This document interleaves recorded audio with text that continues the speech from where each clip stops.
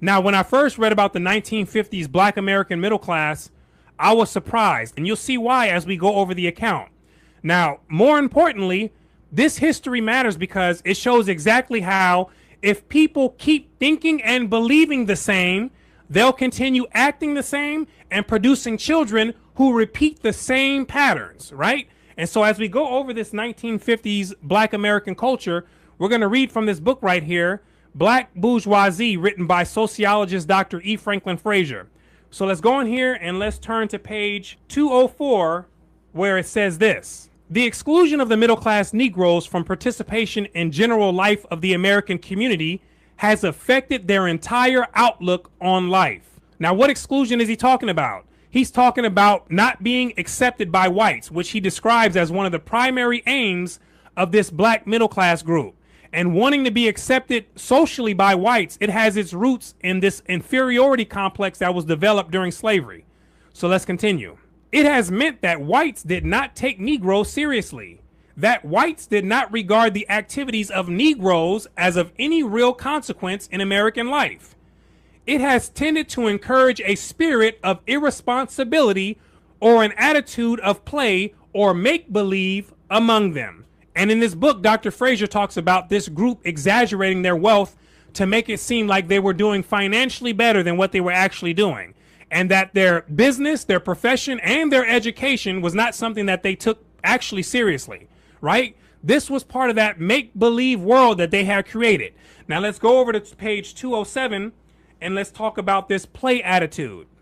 As a consequence of the prestige of society, many Negro professional men and women take more seriously their recreation than their professions. Once, the writer heard a Negro doctor who was prominent socially say that he would rather lose a patient than have his favorite baseball team lose a game. This was an extreme expression of the relative value of professional work and recreation among the black bourgeoisie.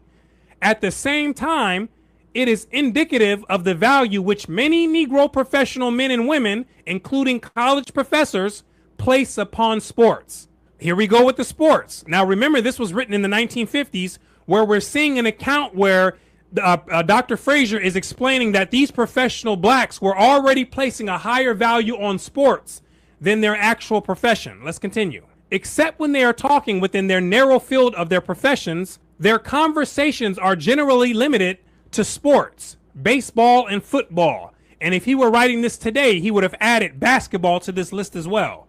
Let's continue. They follow religiously the scores of the various teams and the achievements of all the players. For hours, they listen to the radio accounts of sports and watch baseball and football games on television. They became learned in the comments of sports writers. And I remember in the Marine Corps, I knew multiple guys who had what it seemed like to know all the stats on multiple players, like in the NFL and in the NBA, right? They could tell you what team they were on, what team won the Super Bowl, who won the NBA championship, what year they won it, which college they went to, what stats they had in college. I mean, it seemed like they knew the full thing. Who coached which team, how many years, I mean, the full thing. And at this point, I had already stopped watching sports to any significant degree. So I wasn't up to the latest information, but it was fascinating just how much time and effort that they had spent to accumulate this knowledge, right? Because even when I did watch sports more frequently, I wasn't nearly as knowledgeable as these guys were, right? I played basketball for my high school team, right? And I knew enough to have surface level conversations about what was going on, right? And after high school, I pretty much lost most of my interest in sports. The only thing that I may watch today is a few highlights from boxing or MMA, and that's about it, right? But if you were to ask me today who won the Super Bowl or the NBA championship this year, last year, or the year before, or whenever, I would be absolutely clueless. And if you ask me about which player plays on which team today, I would be just as clueless, right? Because I don't have a desire to stay informed on that subject. It's not important enough for me, right? But it is surprising to see that the Negro has had a long history of prioritizing sports. Let's continue. Often they make long journeys in order to see their favorite teams, white or Negro, play baseball and football games. The prominent role of sports in the serious playing of Negro society stems partly from certain traditions in the Negro community. It reflects to some extent the traditions of the gentleman who engaged in no serious work. But in addition, preoccupation of Negro society with sports is related to its preoccupation with gambling, especially poker. And this culture is stemming from the old Southern culture where the rednecks were involved in these types of activities as well. The blacks were influenced a lot by these types of people in many different areas of the development of black culture, right? Now, from here, let's go a little bit into their culture of self-hate and low self-esteem in this next part, right? Which is important because it gives insight as to why blacks today take interest in certain programs and why they shy away from certain fields. And so let's go on here to page 216. In just 2 days, I'll show you how to unlock the most advanced AI filmmaking and content creation tools. Where it says this: since the black bourgeoisie cannot escape identification with Negroes, they experience certain feelings of insecurity because of their feeling of inferiority. Their feeling of inferiority is revealed in their fear of competition with whites. There is first a fear of competition with whites for jobs. Notwithstanding the fact that middle-class Negroes are the most vociferous in demanding the right to compete on equal terms with whites, many of them still fear such competition. They prefer the security afforded by their monopoly of certain occupations within the segregated Negro community. For example, middle-class Negroes demand that 2 Negro medical schools be reserved for Negro students and that a quota be set for white students, though Negro students are admitted to white medical schools. What they're really saying is that they don't believe that they can compete intellectually with these other groups, right? They may give all sorts of other reasons, but the underlying belief is that they don't believe that they can compete in these areas. You got to understand this, because you won't find a quota system in professions like basketball or football, right? Because they're confident that they can compete in that area. But when it comes to these intellectual matters and thinking, right, they don't think that they can compete in there because that's what they have come to believe about themselves, right? But you have to understand this, that the truth is that anyone can be competitive in any profession or any intellectual subject if they have a dominant desire to do so. Chapter 6. The educated Negro leaves the masses. One of the most striking evidences of the failure of higher education among Negroes is their estrangement from the masses, the very people upon whom they must eventually count for carrying out a program of progress. Of this, the Negro churches supply the most striking illustration. The large majority of Negro communications still belong to these churches, but the more education the Negroes undergo, the less comfort they seem to find in these evangelical groups. These churches do not measure up to the standards set by the university preachers of the northern centers of learning. Most Negroes returning as finished products from such institutions then are forever lost to the popular Negro churches. The unchurched of this class do not become members of such congregations, and those who have thus connected themselves remain chiefly for political or personal reasons to tend to become communicationist in name only. The Negro church, however, although not a shadow of what it ought to be, is the great asset of the race. It is a part of the capital that the race must invest to make its future. The Negro church has taken the lead in education in the schools of the race. It has supplied a form for the thought of the highly educated Negro. It has originated a large portion of the businesses controlled by Negroes, and in many cases, it has made it possible for Negro professional men to exist. It is unfortunate, then, that these classes do not do more to develop the institution. In thus neglecting it, they are throwing away what they have to obtain something which they think they need. In many respects, then, the Negro church during recent generations has become corrupt. It could be improved, but those Negroes who can help the institution have deserted it for exploiters, grifters, and libertines. The highly educated Negroes have turned away from the people in the churches, and the gap between the masses and the talented tenth is rapidly widening. Of this many examples may have cited, when the author recently attended in Washington, D.C., one of the popular Negro churches with a membership of several thousand, he saw a striking case in evidence. While sitting there, he thought of what a power this group could become under the honest leadership of intelligent men and women. Social uplift, businesses, public welfare, all have their possibilities there if a score of more of our highly educated Negroes would work with those people at the center. Looking carefully throughout the audience for such persons, however, he recognized only two college graduates, Kelly Miller and himself, but the former had come to receive from the church a donation to the community chest, and the author had come according to appointment to make an appeal on behalf of Miss Nanny H. Burroughs of Miss Nanny H. Burroughs' school. Neither one had manifested any interest in that particular church. This is the way most of them receive attention from our talented 10th. Some highly educated Negroes say that they have not lost their interest in religion, that they have gone into churches with more intellectual atmosphere in keeping with their new thoughts and aspirations. And then there's a sort of contagious fever which takes away from the churches and their youth of others of less formal education. Talking with a friend from Alabama the other day, the author found that after her father had died, she had moved to Washington.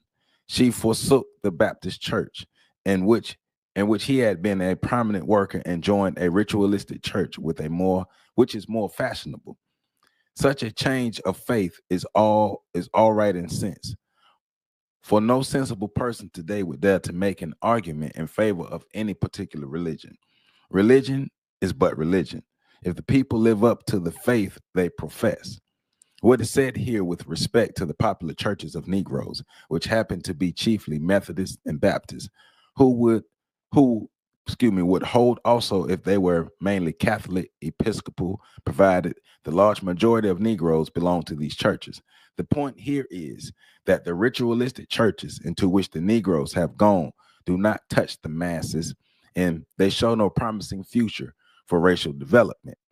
Such institutions are controlled by those who offer the Negroes only limited opportunity, and then sometimes on the condition that they be segregated in the court of the Gentiles outside the temple of Jehovah. Welcome back. Welcome back. Welcome back. Happy Monday. Welcome back to On the Shoulders of Giants. If this is your first time, I am Joseph Ward.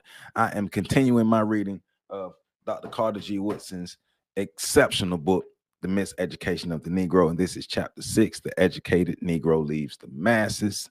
And as you can see in the opening video, shout out to Brooklyn St. Michael or Mikhail. And I put the link to that full video in the description, but Brooklyn St. Michael is the YouTube channel that I got that from. I found that channel a while ago because he goes into the history of the Black bourgeois, and I got to get that book, that Black bourgeois book. I got to get that book, but it goes into what we're talking about here, right? And it goes into what we're talking about with Frantz Fanon, the need for white acceptance. We're continuing that, the need for white acceptance, and right. So therefore that goes to us talking about how the educated Negro is leaving the masses, right? So of course, we're going to give our chapter focus, going to give our key points on this video or on this chapter.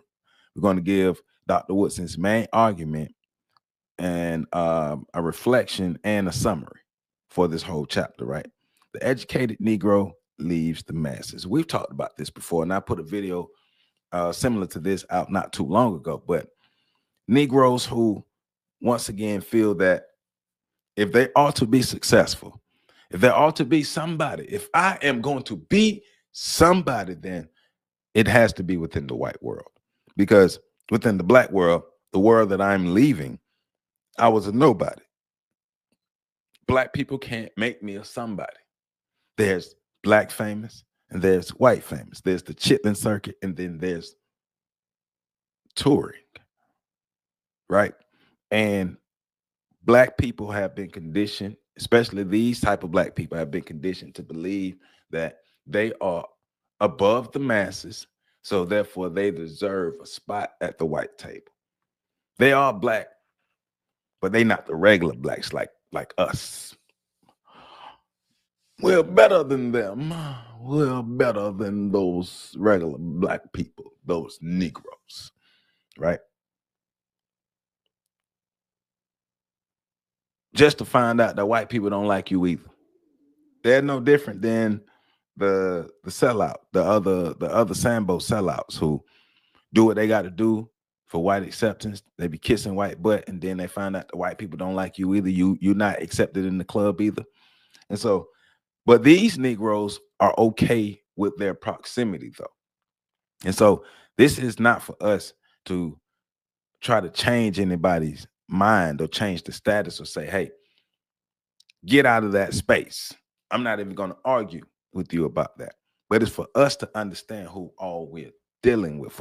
For those of us who are progressive, who want change in the Black community, and who are working on a daily basis to make sure that we get change and we can be better, we can become a powerful group of people, even if it's a small number of us. We have to understand who we're all up against. This is a group of people who I would say are our oppositions.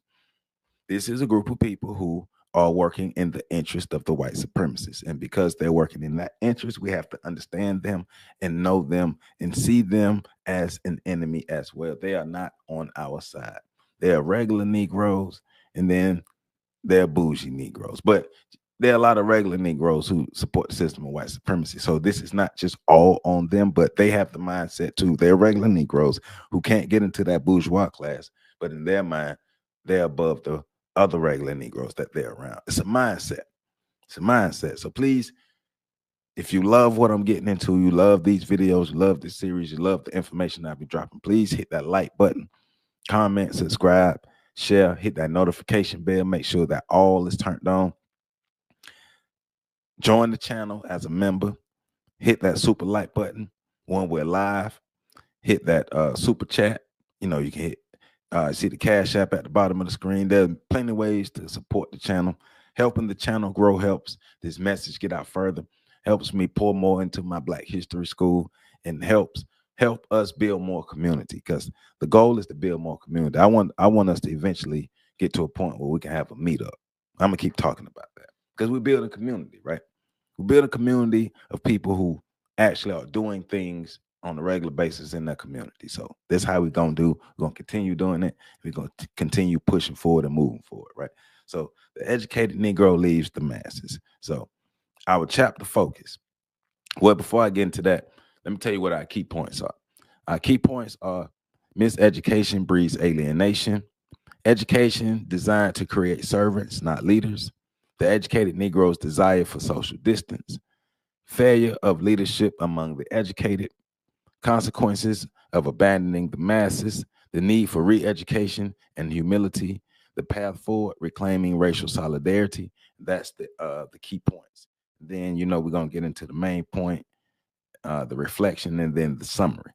So the chapter focus, basically, right?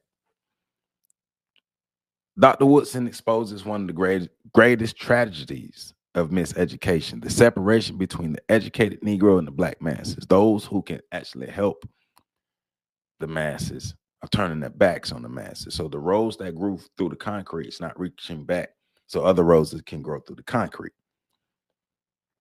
That's the ragged individualism. I got mine, you need to go get yours. No, we're supposed to be reaching back, you know, paying it forward.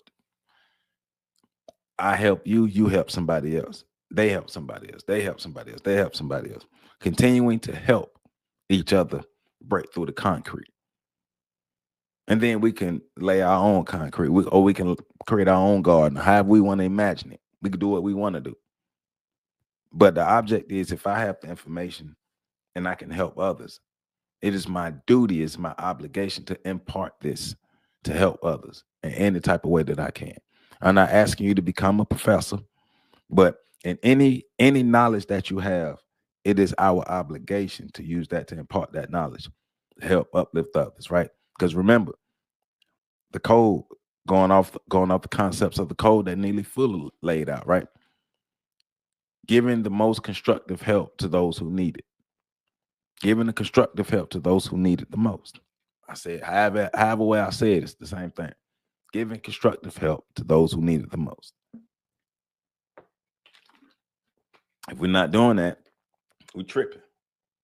We can't complain about what's going on. So he argues that because the educated class has been trained in white controlled institutions, they come to despise their own people, reject their culture, and disconnect from everyday struggles of the race. Right? They live in a bubble. So it's like when you hear celebrities, black celebrities, talking about racism don't exist. Racism, I don't experience. You live in a bubble. You live in a different world. But the masses. But remember, the more you separate people, the more you can control them, and the more power you have over them. Divide and conquer.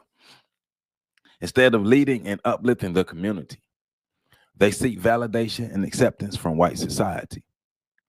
As a result, the Negro race remains divided, leaderless, and dependent, and starving for something. That's why the black community gets scammed so much, because they're starving for somebody to come save us.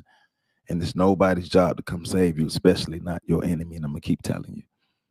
So the first key point is miseducation breeds alienation. Woodson begins by explaining that the educated Negro has been taught to identify with the oppressor and not with his people. The educated Negro has been taught to identify with his oppressor and not his people. I no longer see myself as one of you all. I'm one of them, because they have what I want. They have what I need. They have the power. They have the glory. They have the status. I want that. White famous. The schools and colleges train black students to admire white civilization, literature, and culture, while viewing their own people as backward and ignorant. And that's why I'm so adamant about having a historical foundation in your home. I had no choice but to look at images of black historical people in my house, because my daddy had pictures of black historical people all over the house, right? And so when I went to school and they taught us Greek history, Roman history, European history, I knew that there was an alternative. I just didn't know all the details, but I knew there was an alternative, because Shaka Zulu existed. So where did Shaka Zulu come from? And it was some others. We got Egypt. Egypt is in Africa. I don't know everything, but I know Egypt is in Africa. I don't know, black people come from Africa. So I knew that there was a history. And then me being a history buff, learning European history didn't do nothing but spur me to learn more history of the world, and of course African history. And here we are. But that's why I'm so adamant about having that historical base in the house. Have to have that in the home. This conditioning causes Negroes to withdraw from the masses, believing he is superior to the other Negroes, right? Instead of returning to his community to teach, serve, and build, he abandons it physically and mentally, because these are not my people anymore. The educated Negro has been trained to despise the very people who need him the most, and he needs them. It's a symbiotic relationship. They need him, and he needs them, because he want to be somebody, right? But let's get back into the reading.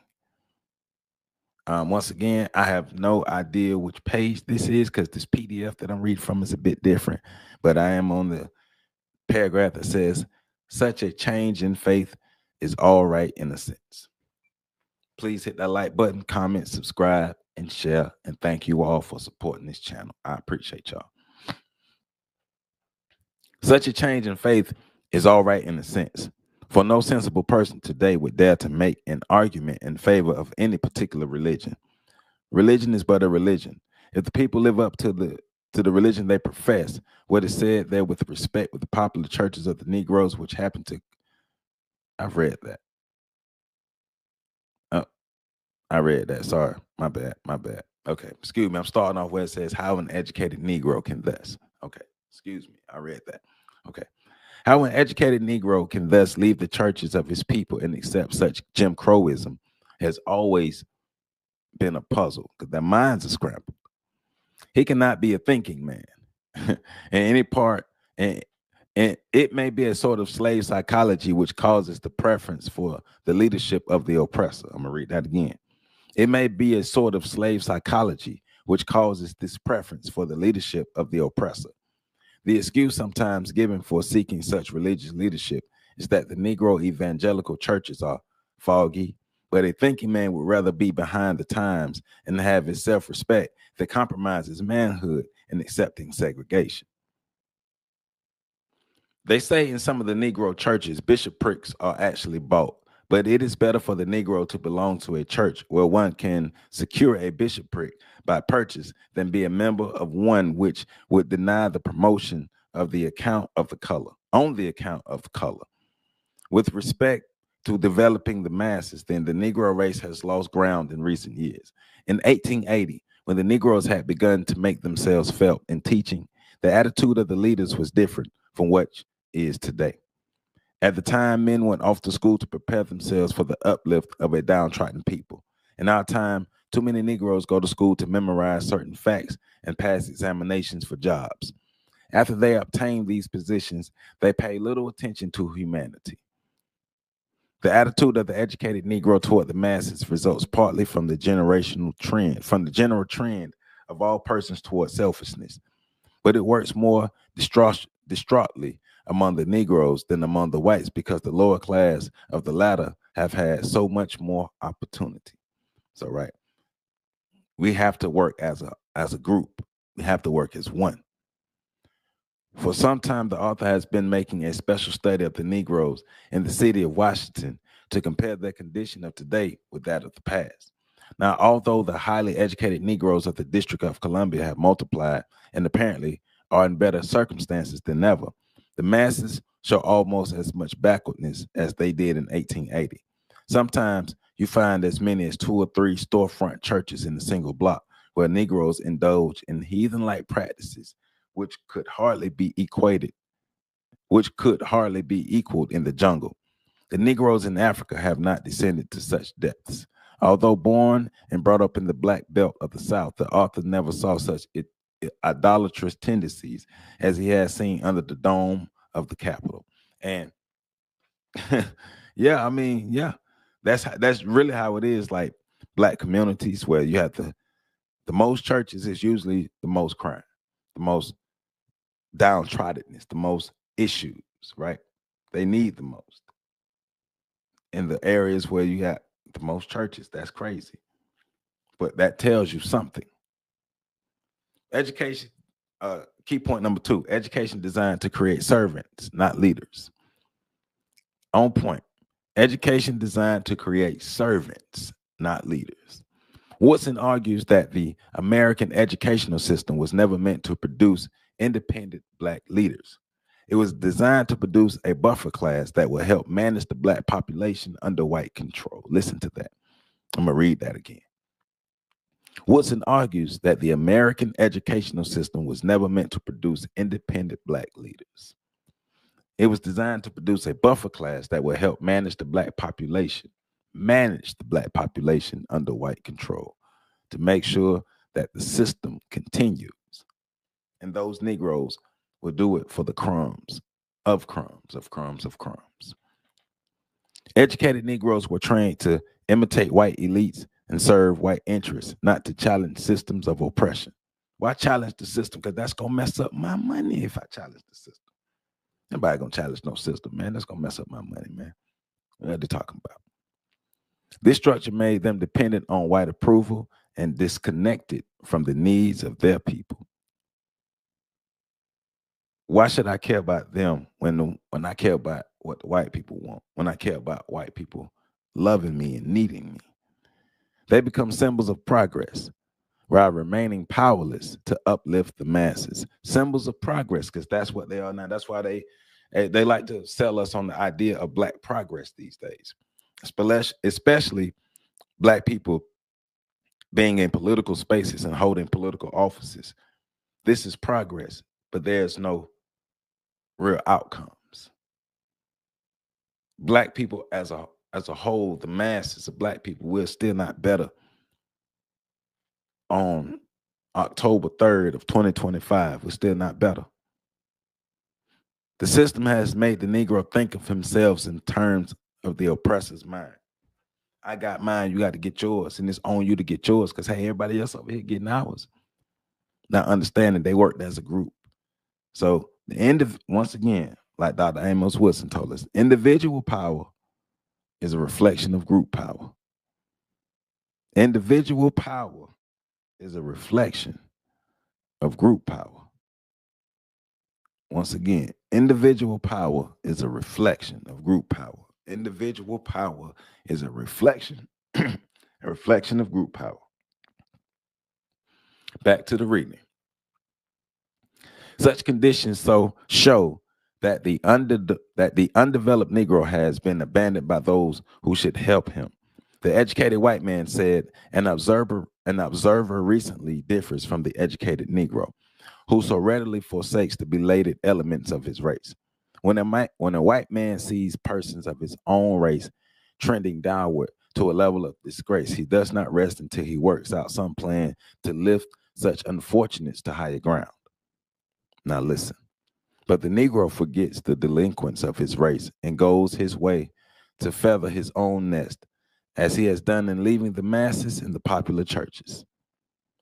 This is sad indeed, for the Negro church is the only institution the race controls, and they barely control that, if they still control that. With the exception of the feeble efforts of a few all but starved out institutions, the education of the Negroes is controlled by the other element.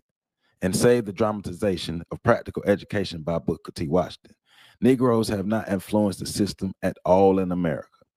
In business, the lack of capital, credit, and experience has prevented large undertakings to accumulate the wealth necessary for the ease and comfort of essential to higher culture. In the church, however, the Negro has had sufficient freedom to develop this institution in his own way. He has failed to do so. His religion is merely a loan from the whites who have enslaved the segregated Negroes, and the organization, through largely an independent Negro institution, is dominated by the thought of the oppressors of the race. The educated Negro minister is so trained as to drift away from the masses and the illiterate preachers into whose hands the people inevitably fall are unable to develop a doctrine and procedure of their own. The dominant thought is to make use of the dogma of the whites as a means to an end. The dominant thought is to make use of the dogma of the whites as a means to an end. Whether the system is what it should be or not, it serves the purpose. That's the mindset. I'm going to use a broken clock. I mean, the white people gave it to me. And it's right twice a day. So I'm going to use a broken clock. It say Gucci on it or whatever, Timex or whatever, Rolex. It gives me status. It makes the white people like me more, but it doesn't work and it serves no real purpose. But I have it, and at least it's right twice a day. In chameleon-like fashion, the Negro has taken up almost everything religious which has come along instead of thinking for himself. The English split off from the Catholics because Henry VIII had difficulty in getting sanction from the church to satisfy his lust for amorous women, and the Negroes went with this ilk, singing, "God Save the King." Others later said the same thing necessary is baptism by immersion, and the Negroes joined them as Baptists. Another circle of promoters next said we must have a new method of doing things, and we shall call ourselves Methodists. And then Negroes then embraced that faith. The Methodists and Baptists split up further on account of the custom of holding slaves, and the Negroes arrayed themselves on their respective sides. The religious agitators divided still more on questions beyond human power to understand, and the Negroes started out in similar fashion to imitate them, not even really understanding what the hell they're getting into.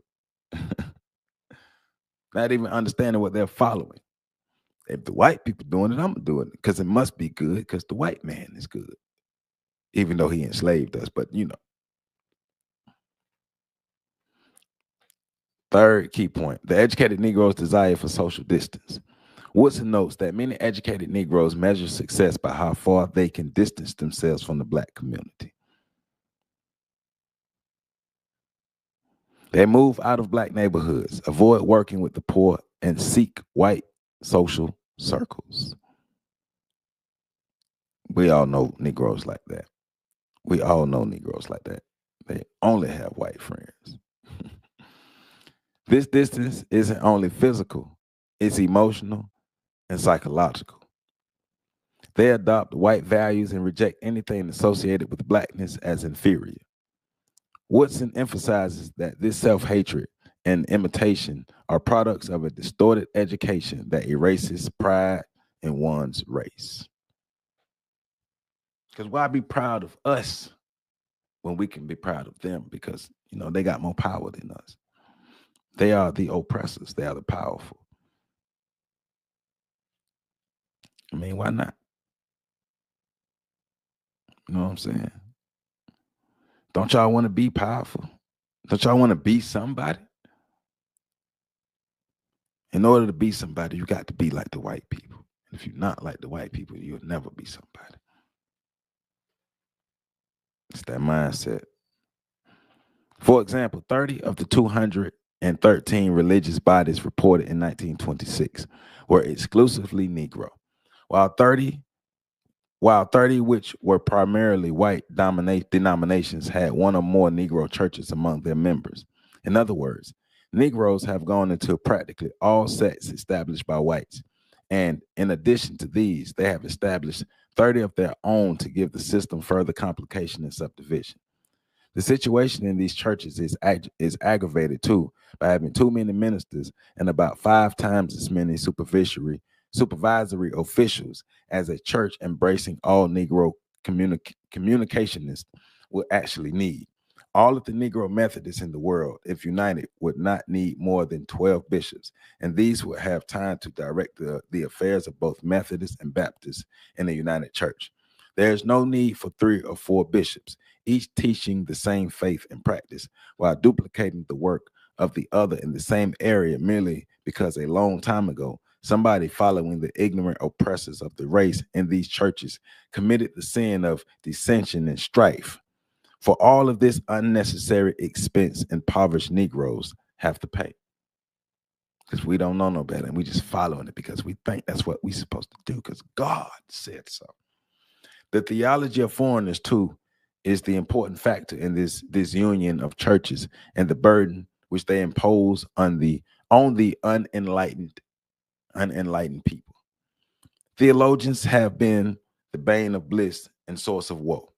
While bringing the joy of conquest to their own camp, they have confused the world with disputes which have divided the church and stimulated division and subdivision to the extent that it no longer functions as a Christian agency for the uplift of all men.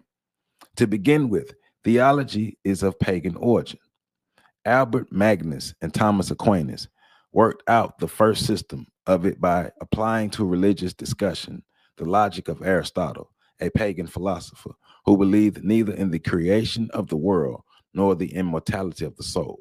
At best, it was degenerate learning, based upon the theory that knowledge is gained by the mind working upon itself rather than upon matter or through sense perception. The world was therefore confused with the discussion of absurdities as it is today by those prominent churchmen. By their peculiar reasoning, 2 theologians have sanctioned most of all the ills of the ages. They justified the Inquisition, serfdom, and slavery. Once again, they justified the Inquisition, serfdom, and slavery. Theologians of our time defend segregation and the annihilation of one race by the other. They have drifted away from the religiousness into an effort to make wrong seem to be right. While we must hold the Negroes responsible for following these ignorant theorists, we should not charge to their account the origination of the nonsense with which they have confused thoughtless people. As said above, the Negro has been so busy doing what he is told that he has not stopped long enough to think about what the meaning of these things. He has borrowed the ideas of his traducers instead of delving into things and working out some thought of his own.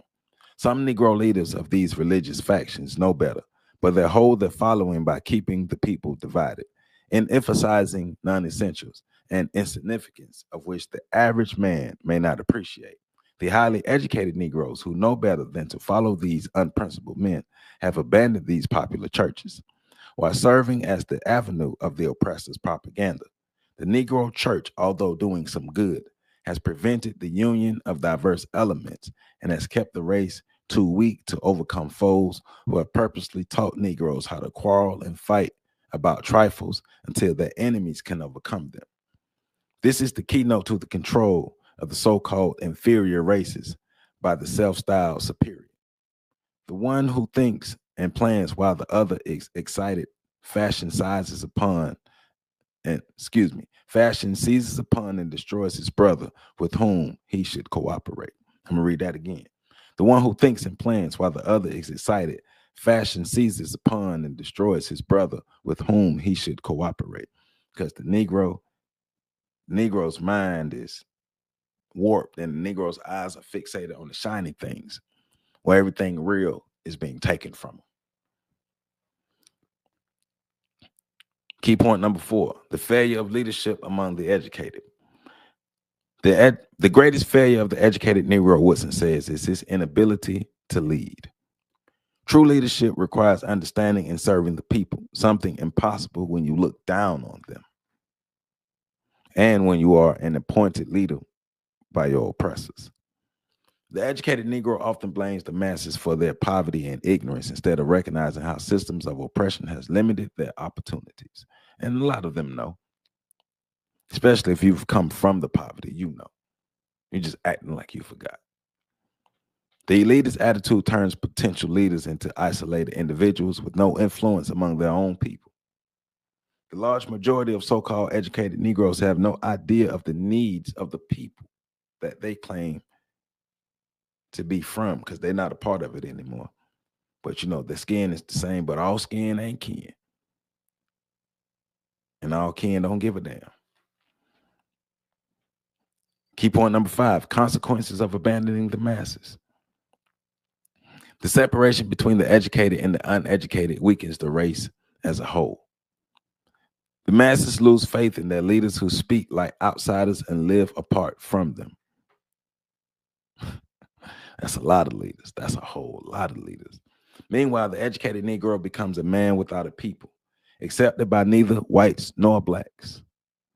This disconnect prevents collective progress, leaving the race vulnerable to continued exploitation and manipulation by those bourgeois Negroes and the oppressors and all outsiders. Woodson warns that no race can rise when the most educated members refuse to identify with its roots. Yeah, I'm the rose that grew through the concrete, but ain't nothing under that concrete no more. And everything for me is above this concrete. So I go back. Key point number 6, the need for re-education and humility. Woodson insists that re-education is essential. The educated Negro must unlearn the arrogance, dependency, and false superiority taught in white schools. True education should bring understanding, service, and love for one's people. The educated Negro must return to the masses not as a savior or master, but as a servant leader, teaching practical skills, economic cooperation, and race pride. I'm gonna read that one again. The educated Negro must return to the masses, not as a savior or master, but as a servant leader, teaching practical skills, economic cooperation, and race pride. Only when the educated class reconnects with its people can the race advance toward liberation. The highly educated Negro must come back to the masses and guide them, not away from, but toward their own possibilities.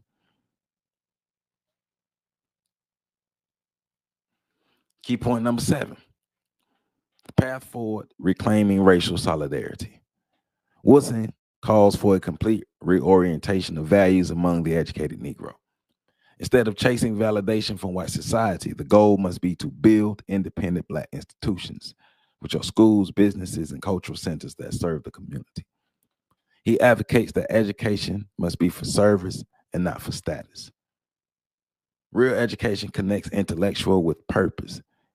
It teaches the individual to lift as they climb. Lift as you climb. Lift as you climb. Lift as you climb.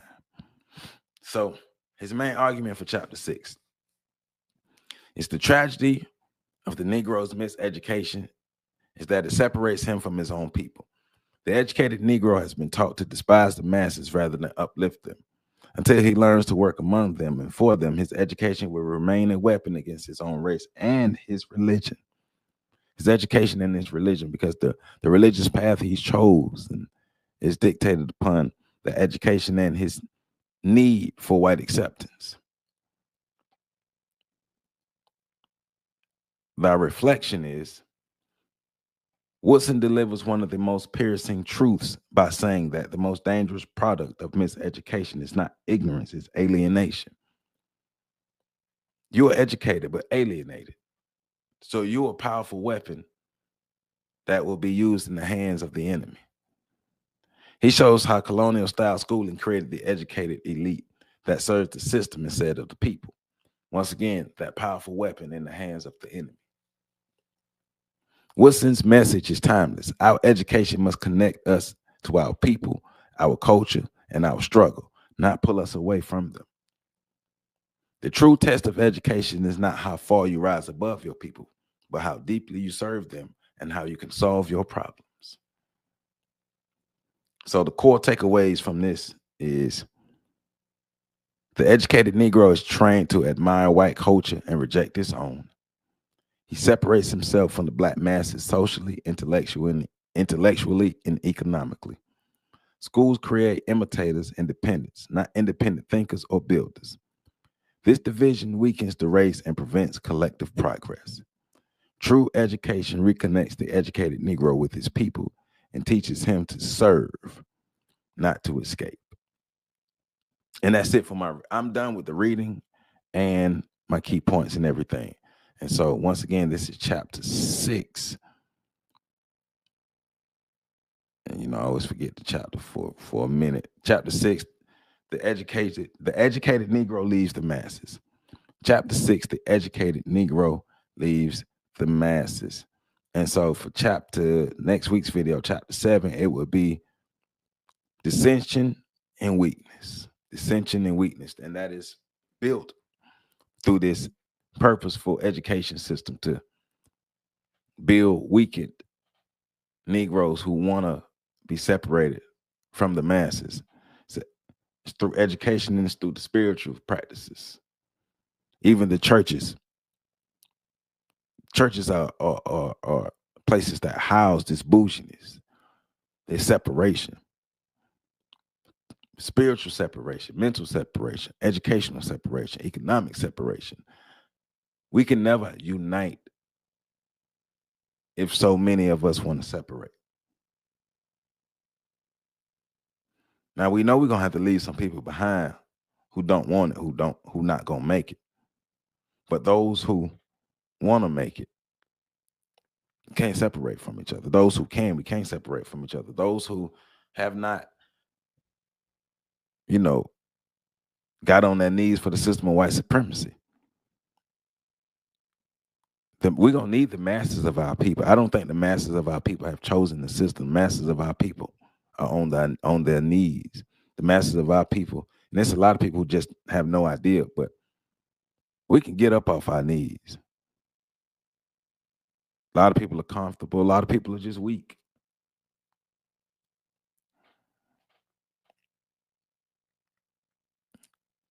But if we want something different, it's going to take all of us. But understanding that all of us not going to be a part of it. But hey, that's the catch-22 that's going to come for us. That's our catch-22 that we got to deal with as Black people in America. So once again, check out the YouTube channel, Brooklyn St. Michael or Michael or Mikhail. The link is in the description. and get your copy of The Miseducation of the Negro. That is also in the description. If you don't have your copy by now, you tripping. Let's continue these readings, man. Let's continue learning. Let's continue building. Like I said, we're going to eventually work to our in-person meetup so we can start building in person. So let's do what we do, how we do, when we do what we do, and keep it going and keep it growing. I love you all. Stay black, stay powerful. See y'all on the other side. Peace out.